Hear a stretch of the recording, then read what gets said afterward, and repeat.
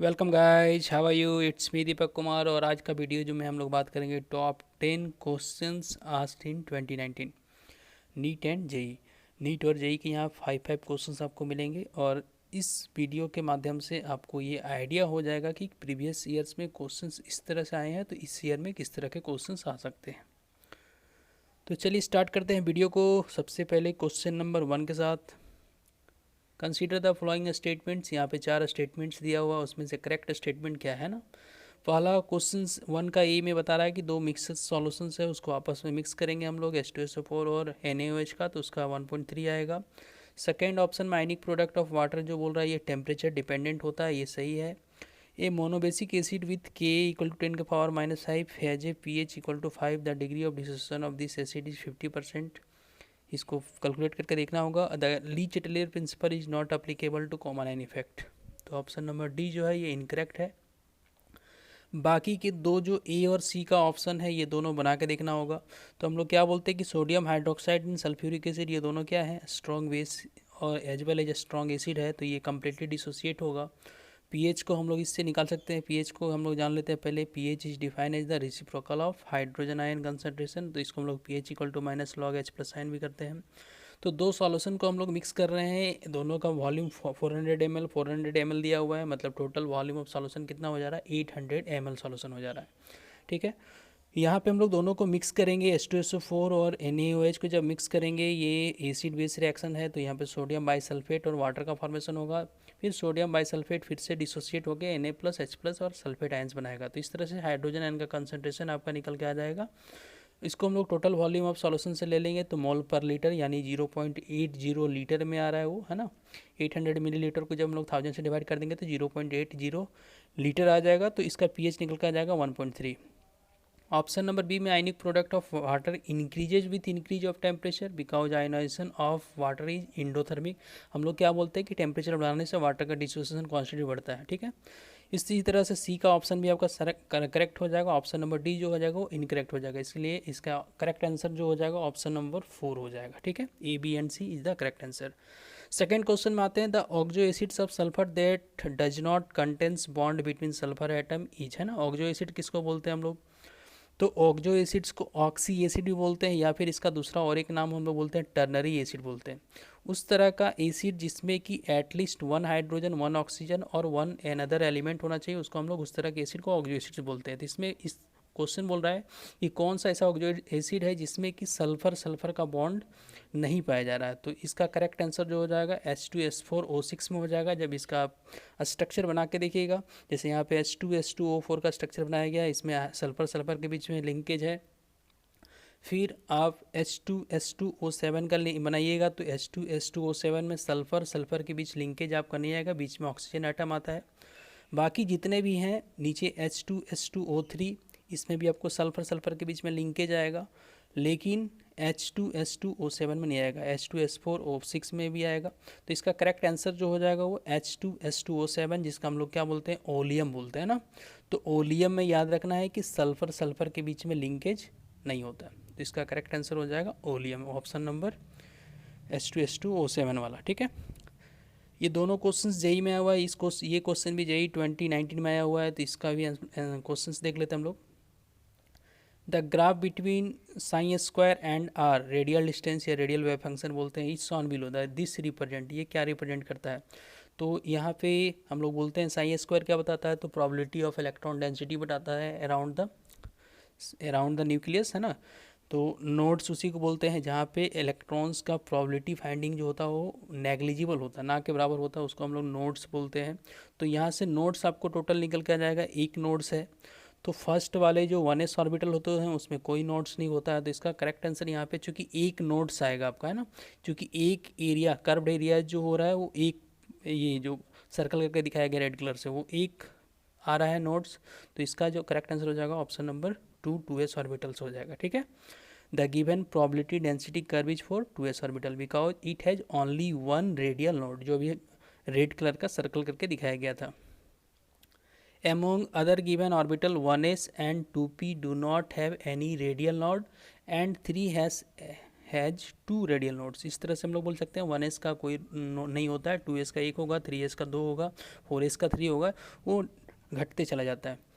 Which of the following is a condensation polymer. तो इसका एक पार्ट हम लोग कंडेंसेशन पॉलीमर में नीट वाले पार्ट में ही हम लोग बात किए हैं कि नायलॉन 66 जो होता है वो कंडेंसेशन पॉलीमर का होता है। ठीक है, नायलॉन 6 का मोनोमर ही बताया गया था कि हेक्सामिथिलीन डायमीन और क्या होता है एडीपिक एसिड, तो वो दोनों के कम्बिनेशन से बनता है और इसमें स्मॉल मॉलिक्यूल एलिमिनेट करते हैं तो उसको बोलेंगे हम लोग कंडेंसेशन पॉलीमर। कौन सा हो जाएगा, नायलॉन 66। टेफ्लॉन में क्या होता है, टेट्राफ्लोरोइथीन केवल एक मोनोमर होता है तो इसको एडिशन पॉलीमर बताया गया था। ब्यूना एस में 2 मोनोमर्स हैं, है ना, 2 मोनोमर्स है, लेकिन यहाँ पे स्मॉल मॉलिक्यूल्स एलिमिनेट नहीं करता। नियोप्रीन में जो होता है केवल एक मॉलिक्यूल्स होता है, कौन सा, तो 2-chloro-1,3 ब्यूटाडाइन, है ना। नियोप्रीन को क्लोरोप्रीन्स भी बोलते हैं हम लोग, इसको याद रखना है। तो इसका करेक्ट आंसर हो जाएगा option number 1, nylon 66 is obtained by condensation polymerisation of hexamethylene diamine and adipic acid. Adipic acid का दूसरा नाम हमने बताया था, क्या नाम था उसका, तो हेक्सेन डायोइक एसिड भी इसको बोलते हैं हम लोग। और जो भी बच्चे मेरे इस चैनल पर न्यू हैं, सबसे पहले इस चैनल को सब्सक्राइब कर देंगे ताकि आपको नेक्स्ट वीडियो जो आएगा उसका अपडेट मिलता जाएगा। ठीक है, क्वेश्चन नंबर 5 पे चलते हैं। ये भी क्वेश्चन जेई 2019 पे आया हुआ है। तो ये पूरा वीडियो बनाया गया है 2019 पे ही बनाया गया, जो जिसमें कि टॉप 5 क्वेश्चंस बात करेंगे हम लोग जेई पे और 5 क्वेश्चन बात करेंगे नीट पे। The principle of column chromatography is, है ना, तो differential adsorptions of the substance of the solid phase, gravitational force, differential absorptions of the substance. तो याद रखना कॉलम क्रोमेटोग्राफी जो होता है वो एडजॉर्प्शंस फेनोमेनन पे होता है, तो ऑप्शन नंबर 1 जो हो जाएगा वो करेक्ट आंसर हो जाएगा। In column chromatography a solid adsorbent होता है, एडजॉर्बेंट, है ना, एडजॉर्बेंट मतलब adsorptions phenomenon. Packed in a column and a solution containing number of solid particle is allowed to flow down the column. The solute molecules get adsorbed on the surface of adsorbent, so it is differential adsorption of the substance on the solid phase। इसमें बताया गया था जैसे कि 2 तरह के phase, 2 तरह के लेयर होते हैं, एक मोबाइल लेयर होता है, एक फिक्स लेयर होता है ना। आप लोग पढ़े होंगे एडजॉर्प्शंस वाले क्रोमेटोग्राफिक टेक्निक में, ये 2 तरह के फिक्स्ड लेयर होते हैं ना, मोबाइल लेयर और एक फिक्स्ड लेयर बोलते हैं हम लोग। Among the following the reactions that proceed through an electrophilic substitution reaction, तो ऑप्शन नंबर 1 जो है ये आपका सैंडमेयर रिएक्शंस है। सैंडमेयर रिएक्शन जो होता है वो न्यूक्लियोफिलिक सब्स्टिट्यूशन में जाता है। सेकेंड वाला जो ऑप्शन है वो फ्रीडल क्राफ्ट रिएक्शंस है, और फ्रीडल क्राफ्ट रिएक्शंस जो होता है यही इलेक्ट्रोफिलिक सब्स्टिट्यूशन में जाता है। तो इसका करेक्ट आंसर जो हो जाएगा ऑप्शन नंबर 2। ऑप्शन नंबर 3 जो है वो आपका हेक्सा BHC का फॉर्मेशन कर रहा है, ये तो आपका फ्री रेडिकल मैकेनिज्म के थ्रू जाता है। और ऑप्शन नंबर 4 जो होगा न्यूक्लियोफिलिक सब्स्टिट्यूशन में, तो ऑप्शन नंबर 2 जो हो जाएगा इसका करेक्ट आंसर हो जाएगा। This one is the electrophilic substitution reactions. इसका यहाँ पे दिखाया गया है किस तरह से हम लोग करते हैं। तो बेंजीन पे क्लोरीन जब रिएक्ट करता है in the presence of Lewis acid aluminium chloride, AlCl3 को लेविस एसिड बोलते हैं, जो कि फाइनली क्या बनाता है AlCl4- बना के Cl+ इलेक्ट्रोफाइल्स जनरेट करता है। वही Cl+ जो होता है इलेक्ट्रोफाइल्स वो क्या करता है अटैक करता है और फाइनली जाके क्लोरोवेंजिन्स का फॉर्मेशन करता है। तो इस तरह के क्वेश्चंस भी आते हैं, आपको याद रखना है। Nucleophilic, electrophilic substitution, elimination reaction, ये सब डिफरेंट रिएक्शंस के पार्ट्स होते हैं, तो इससे भी क्वेश्चंस आ रहे हैं, तो ये पार्ट भी आपको क्लियर रखना है। ठीक है, क्वेश्चन नंबर हम लोग 7 पे चलते हैं। क्वेश्चन नंबर 7 क्या है, तो for the chemical reactions nitrogen and hydrogen, है ना, ये मिलके क्या बना रहा है अमोनिया, यानी ये प्रोसेस जो है तो ये तो हम लोग पढ़े हैं कि हैवर्स प्रोसेस होता है। द करेक्ट ऑप्शन इज, इसमें करेक्ट ऑप्शन क्या है, तो केमिकल काइनेटिक्स का क्वेश्चन से हम लोग क्या बोलते हैं, जो स्टैइकियोमेट्रिक कोएफिशिएंट होता है वो क्या चला जाता है 1/, जो भी स्टैइकियोमेट्रिक कोएफिशिएंट होता है नीचे चला जाता है। तो इसका करेक्ट आंसर जो आ जाएगा वो क्या हो जाएगा, तो करेक्ट आंसर हो जाएगा ऑप्शन नंबर 3। रिएक्टेंट में याद रखना है साइन नेगेटिव, प्रोडक्ट में याद रखना है साइन क्या होता है पॉजिटिव, है ना। जब प्रोडक्ट का कंसंट्रेशन बनता है तो पॉजिटिव, रिएक्टेंट का कंसंट्रेशन घटता है तो नेगेटिव, है ना। जो भी स्टैइकियोमेट्रिक कोएफिशिएंट होगा, जैसे नाइट्रोजन का यहाँ पे क्या है कुछ नहीं, तो -D/N2 है ना, डिफ्रेंशिएट करके दे देना है इसका। तो इसका करेक्ट आंसर जो हो जाएगा ऑप्शन नंबर 3 हो जाएगा। तो ये केमिकल काइनेटिक्स का पार्ट था, जिसमें हम लोग क्या करते हैं डिफरेंट टाइप्स के ऑर्डर ऑफ रिएक्शंस के बारे में पढ़ते हैं। ऑर्डर ऑफ रिएक्शंस को आपको याद रखने हैं, उसके रेट कांस्टेंट के यूनिट्स याद रखने हैं, मॉलिक्यूलरिटी याद रखना है, स्यूडो ऑर्डर रिएक्शंस याद रखना है। तो ये सब पढ़ लेना है ना 2020 के लिए। फिर क्वेश्चन नंबर 8 पे चलते हैं हम लोग। क्वेश्चन नंबर 8 क्या है, तो नीट 2019 का क्वेश्चन है ये। The number of moles of hydrogen molecules required to produce 20 moles of ammonia through Haber's process. अभी जस्ट रिसेंट हम लोग हेवर्स प्रोसेस देखे थे। तो नीट का ये 2 क्वेश्चन हेवर प्रोसेस से रिलेटेड आया था, एक केमिकल काइनेटिक्स से, इसमें नंबर ऑफ मोल से पूछ रहा है। तो ये तो बहुत आसान सा क्वेश्चन है। अमोनिया बनता कैसे है, तो हम लोग बोलते हैं कि nitrogen gas when combined with 3 moles of hydrogen then it will produce 1 mole of ammonia, 2 moles of ammonia. तो यहाँ पे पूछ रहा है कि number of moles hydrogen molecule कितना रिक्वायर्ड होगा, ठीक है। तो हम लोग क्या बोलते हैं, 3 moles of hydrogen react with to form 1 moles of nitrogen to form 2 moles of ammonia, ठीक है। मतलब 3 मोल्स को 2 मोल्स रिक्वायर्ड होता है। 3 मोल्स को अगर हम लोग बोले तो वहाँ से 2 मोल्स अमोनिया फॉर्मेशन हो रहा है। तो 2 moles of ammonia is produced from 3 moles of hydrogen. तो 20 मोल ऑफ अमोनिया हम लोग निकाल सकते हैं। तो ये भाई यूनिटरी मेथड से निकाल सकते हैं। तो आपको सबसे पहले इस तरह के लिए क्या करना होगा, रिएक्शंस आना चाहिए, रिएक्शंस को बैलेंस कर लेना है, उसके बाद क्वेश्चन इस तरह के बन जाएंगे, ठीक है। तो इसका जो करेक्ट आंसर आ जाएगा option number 3 means 30 moles of hydrogen लगेंगे। यहाँ पे हम लोग देख रहे हैं कि 1 mole nitrogen required 3 moles of hydrogen, है ना, to produce 2 moles of ammonia. तो इस तरह से यूनिटरी मेथड से कुछ भी आ सकता है। तो इस तरह के क्वेश्चंस आपको यूनिटरी मेथड से बना लेना है, ठीक है। क्वेश्चन नंबर 9 पे चलते हैं। ये जितना भी क्वेश्चन नंबर 6 से 10 तक है ये सारे नीट के 2019 के क्वेश्चन है। इससे पहले 1 से 5 तक जितना क्वेश्चन था वो सारा जो था वो जेई का क्वेश्चन था। क्वेश्चन नंबर 9 पे जाते हैं हम लोग।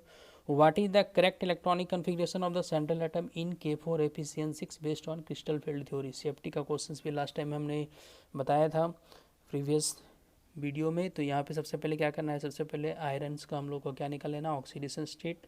कैसे निकलेगा, तो उसके लिए चार्जेज आपको ऑक्सीडेशन स्टेट याद होना चाहिए। पोटासियम का +1 होता है, साइनाइड का -1 होता है।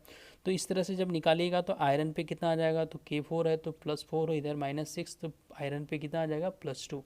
डायरेक्ट आप यहीं से निकाल सकते हैं। पोटासियम का +4, साइनाइड का -6 जब निकालेंगे, मेटल का हमेशा पॉजिटिव आना चाहिए, अगर नेगेटिव आ रहा है मीन्स आपका इनकरेक्ट है। तो यहाँ पे आयरन का +2 ऑक्सीडेशन स्टेट आएगा। तो +2 ऑक्सीडेशन स्टेट में 3d6 4s0 हो जाएगा। जब इसका हम लोग स्प्लिटिंग, मतलब इसको जब हम लोग चूँकि ऑक्टाहाइड्रल फील्ड है, इसको स्प्लिट अप करेंगे तो ये क्या होगा, T2G ट्रिपलेट जिराड नीचे, Eg ऊपर, है ना। चूँकि साइनाइड कैसा लिगेंड है, स्ट्रॉन्ग लिगेंड है, तो सारा क्या हो जाएगा, फेयरिंग हो जाएगा ना। इलेक्ट्रॉन्स नीचे ही फेयर्ड हो जाएंगे, पेयर अप हो जाएंगे। तो T2G में टोटल 6 इलेक्ट्रॉन्स आएगा। तो इस तरह से हम लोग CFS से भी निकाल सकते हैं। इसका फॉर्मूला बताया गया था उस समय। कैसे निकालते हैं हम लोग, तो -0.4x प्लस, है ना, 0.6y, है ना, यही फार्मूला था। नीचे हम लोग क्या बोलते हैं 2/5, ऊपर 3/5, 2/5 मतलब 0.6 -0.6x प्लस 0.4y। इस तरह से x और y बताया गया। तो वहाँ पे नंबर ऑफ अनपेयर्ड इलेक्ट्रॉन होता है, ठीक है। इसी का रिवर्स हम लोग बात किए थे टेट्राहेड्रल फील्ड में। तो क्वेश्चन नंबर 10 हम लोग देख लेते हैं। Match the general compounds in the column 1 with its structure in column 2 and assign the correct code, है ना। तो इस तरह के क्वेश्चन सबसे पहले क्या करना है, आपको बॉन्ड पेयर लोन पेयर निकाल लेना है। तो जैसे XeF4 में 4 बॉन्ड पेयर दिख रहे हैं और 2 लोन पेयर दिख रहा है। XeF6 में 6 बॉन्ड पेयर, 1 लोन पेयर। जेनन ऑक्सीफ्लोराइड, तो यहाँ याद रखना है ऑक्सीजन का 2 बनता है, तो 4 और 1 5, तो यहाँ तो बॉन्ड पेयर होगा, लेकिन ऑक्सीजन के साथ डबल बॉन्डेड बनता है, याद रखना है। तो आपके पास यहाँ पे टोटल सबसे पहले इलेक्ट्रॉन पेयर निकाल लिए, तो 4 2 6। तो इस तरह से पिरामिडल के लिए कितना होना चाहिए, 4 होना चाहिए। तो 3 और 1, इसका करेक्ट आंसर डी का जो हो जाएगा 1, है ना, डी का 1 हो जाएगा। स्क्वायर पिरामिडल होने के लिए 4 बॉन्ड पेयर 2 लोन पेयर होना चाहिए। स्क्वायर प्लेनर किसका हो जाएगा, तो 4 + 2 देख लेंगे हम लोग। तो ऑप्शन नंबर ए का जो हो जाएगा वो 2 हो जाएगा। तो इस तरह से इसके करेक्ट आंसर्स को मैचअप कर लेना है। XeOF4 जो होता है वो 5 + 1 होता है, मतलब स्क्वायर पिरामिडल हो जाएगा। तो इसका ऑप्शन नंबर जो हो जाएगा सी का 4, और डी का तो बता दिया गया, डी का क्या होता है 1। और इस तरह से इसके करेक्ट आंसर आपके ऑप्शन नंबर 2 हो जाएंगे, ठीक है। XeF4 का स्क्वायर प्लेनर होता है, 4 bond pair 2 lone pair. XeF6 में क्या होगा, 5 bond pair 1 lone pair, distorted octahedral होता है इसका।